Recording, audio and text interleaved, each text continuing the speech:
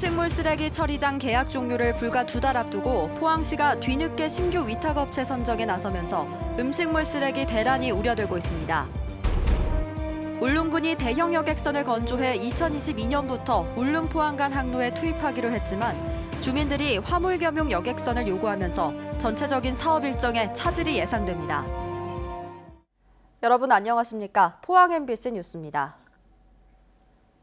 포항시와 음식물 쓰레기 처리업체와의 계약이 불과 2달 뒤면 만료될 예정인데요. 인근 주민들은 포항시가 지난 9년간 손을 놓고 있었다며 더 이상 음식물 폐기물 처리장 가동을 연장해 줄 수 없다고 반발하고 있습니다. 포항시는 신규 시설 설치와 위탁 처리업체를 조만간 선정하겠다고 밝혔지만 늑장 행정에 음식물 쓰레기 대란이 우려됩니다. 박상환 기자가 보도합니다. 포항시가 20년간 음식물 쓰레기를 처리한 업체와 오는 6월 말 계약을 종료합니다.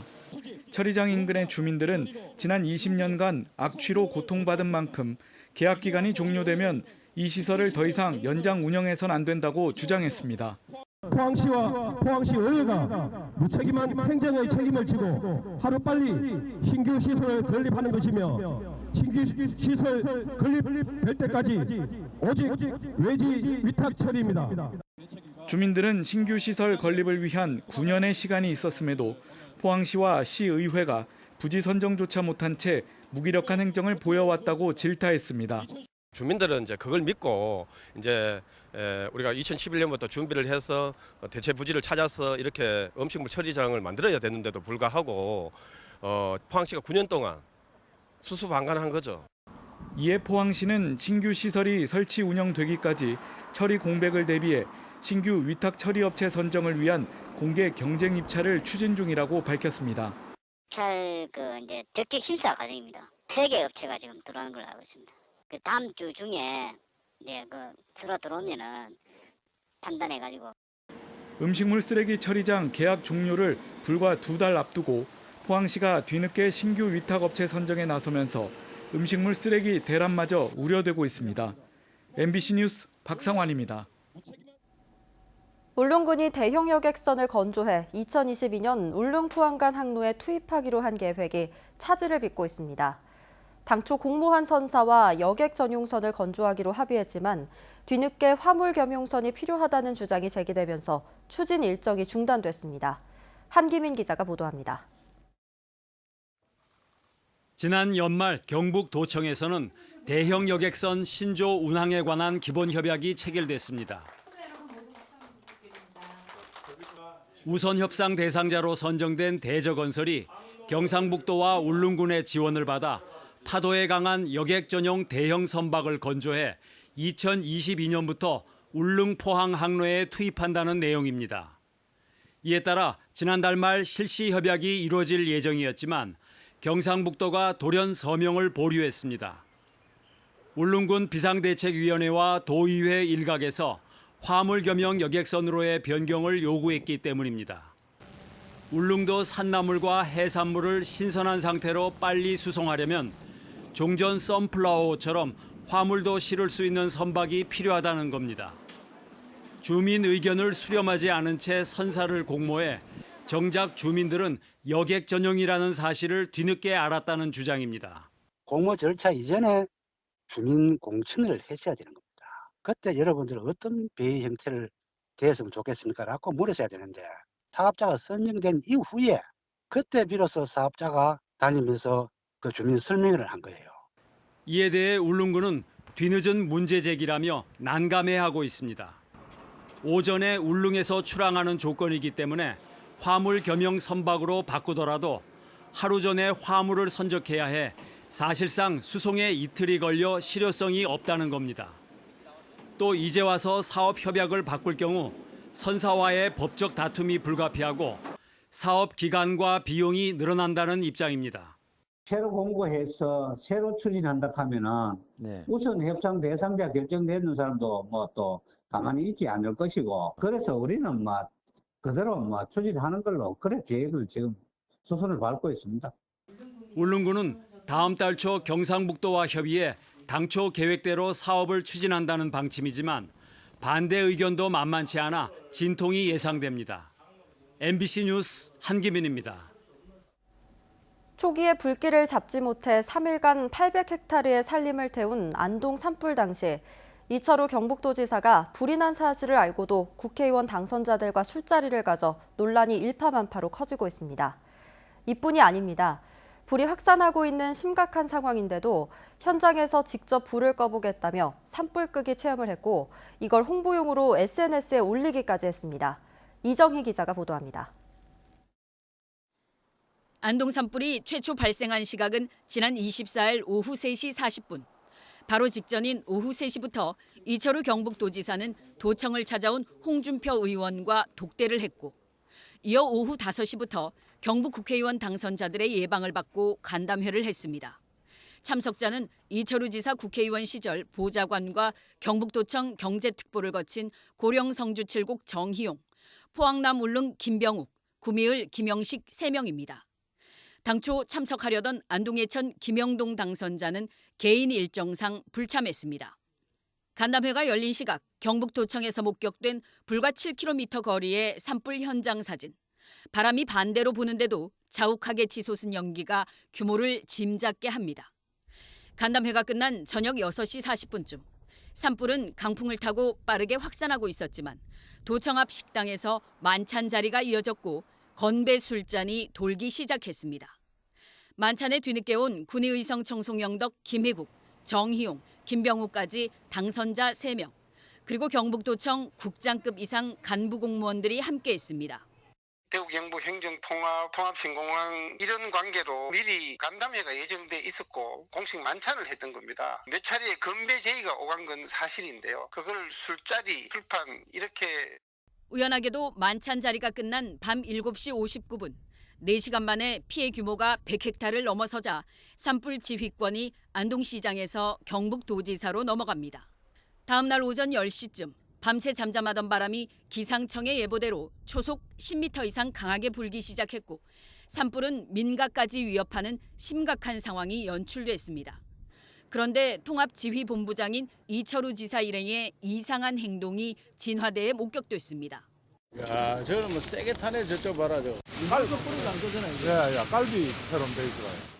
옆에서는 비서진들이 홍보용 사진을 찍었고 이 사진은 1시간 뒤 이철우 지사 SNS에 올라왔습니다. 현장 실무진은 진짜 뭐 불하고 사투를 벌이고 있는데 기관장이라는 사람들이 와가지고 그렇게 하는 어떤 저기는 의심을 좀 깨는. 안쪽도 좀 정신 못 차렸어. 저 가시만 하려 그지. 아이고 참. 안동 산불은 초기에 제대로 불길을 잡지 못해 이튿날 강풍에 재발화되면서 애초 면적의 8배나 되는 산림이 잿더미로 변했습니다. 논란이 커지자 경상북도는 산불 첫날 술자리에 대해서만 해명 보도 자료를 내고 언론의 악의적인 보도에 유감을 표한다고 밝혔습니다. MBC 뉴스 이정희입니다. 우리나라는 성숙된 민주주의와 경제 성장에도 불구하고 산재 사망률은 OECD 1위라는 오명에서 벗어나지 못하고 있습니다. 오늘 세계 산재 사망 노동자 추모의 날을 맞아 노동자와 시민들이 중대재해기업처벌법 제정을 위한 입법 발의 선포식을 가졌습니다. 장성훈 기자입니다. 처벌을 강화하는 것은 바로 포스코건설과 포스코는 2019년 최악의 살인기업 1위와 3위에 각각 선정됐고 이후에도 산재 사망 사고는 잇따랐습니다. 올해 2020년 최악의 살인기업 선정식에서도 포스코건설은 7위에 이름을 올렸습니다. 포스코 등 대기업의 잇단 산재 사망 사고에서 기업 대표나 경영 책임자는 잘못이 드러나도 현행법률은 벌금 몇백만 원 정도의 솜방망이 처벌에 그치고 위험한 노동 환경은 개선되지 않고 있습니다. 때문에 한 해 2,400명, 하루 7명의 노동자가 목숨을 잃으면서 기업 법인과 경영 책임자, 인허가 공무원까지 처벌할 수 있게 하는 중대재해기업 처벌법 제정운동이 다시 급물살을 타고 있습니다. 노동자와 시민 3,700여 명과 62개 시민사회단체는 올해를 중대재해기업 처벌법 제정 원년으로 선포하고 1차 입법 발의자로 나섰습니다. 기업의 행위로 죽어가는 시민들도 굉장히 많습니다. 그런데 지금 현재 그 누구도 사실 책임 있는 자는 처벌받지 않는 형식이거든요. 고 김용균 씨의 어머니는 기업의 구조적인 안전관리 부실로 인해 아들이 숨졌는데도 경영 책임자에 대한 형사처벌은 없다며 중대재해기업 처벌법 제정을 촉구했습니다. 구조적으로 잘못해서 죽임을 당한 건데 법적으로 다 무죄 혐의를 받고 있고 실질적으로 하청 그 말단 직원 그리고 용균이 본인이 잘못으로 몰고 가고. 시민사회단체 측은 앞으로 2차 입법 발의자 모집을 비롯해 시민 서명운동과 국회의원 공동 입법 발의 요구 등을 거쳐 연내 법 제정을 목표로 하고 있다고 밝혔습니다. 그간 여러 가지 사회적 참사와 노동자 사망으로 인해서 이런 법 제정에 대한 국민적인 동의와 여론이 크게 확산되었습니다. 대선 공약으로 산재 사망자를 절반으로 줄이겠다던 문재인 정부와 의회 과반을 차지한 민주당이 부끄러운 수준의 우리 노동안전 현실에 대해 어떤 입장을 취할지 주목됩니다. MBC 뉴스 장성훈입니다. 코로나19 사태 이후 경북 관광의 회복과 새로운 길을 모색하는 토론회가 열렸습니다. 앞으로 관광 패러다임이 지금과는 완전히 달라질 것으로 예측되는 만큼 새로운 유치 전략과 계획이 필요합니다. 김건엽 기자의 보도입니다. 코로나 사태로 관광 산업은 직격탄을 맞았습니다. 경북 주요 관광지의 입장객은 작년 이맘때보다 71%나 감소했고 호텔과 숙박업소 예약 건수는 99%가 줄어 사실상 휴업 상태입니다. 올해 대구 경북 방문의 해가 무색한 상황인데 코로나 사태 이후 관광 회복과 새길을 모색하는 토론회가 열렸습니다. 감염병 확산 이후 여행의 중심이 해외여행에서 국내 여행으로 전환되고 청정, 안전 콘텐츠가 크게 부각될 것으로 예측됩니다. 또 비대면, 소규모 가족 단위 관광이 활성화될 것으로 전망되고 있습니다. 내국인 관광객을 유치하려고 하는 전략이 50대 이상의 지금 뉴 시니어 세대를 갖다가 타겟으로 현재 경상북도로 모객을 하는 것이 가장 적절하지 않겠느냐라고. 안전하다는 것을 확인시켜주는 프로그램 1차, 2차, 3차 하면서 전면 개방까지 연착륙하는 이런 순차적인 프로그램을 전 세계 우리가 시업해줄 필요가 있겠다. 코로나 사태의 중심이었던 이미지 개선을 위해 고맙습니다, 경북으로 모시겠습니다 같은 분명한 메시지 전달이 필요하다는 제안도 나왔습니다. 관광 제로가 되었습니다. 매우 안타깝습니다. 후반기에는 대구 경북에 정말 관광의 시대가 열리도록 그런 대안을 마련하겠습니다. 코로나 사태로 우리 관광 산업의 미래도 큰 전환점을 맞고 있습니다. MBC 뉴스 김건엽입니다. 울릉도 주요 관광지가 황금 연휴를 앞두고 내일부터 개방되고 후포 묵호를 오가는 여객선도 운항을 재개하기로 해 관광업계가 반짝 특수를 기대하고 있습니다. 울릉구는 코로나19 사태로 그동안 임시 휴업해온 복례폭포와 관음도 등 관광지 5곳을 내일부터 개방하고 관광 안내소도 다시 운영하기로 했습니다.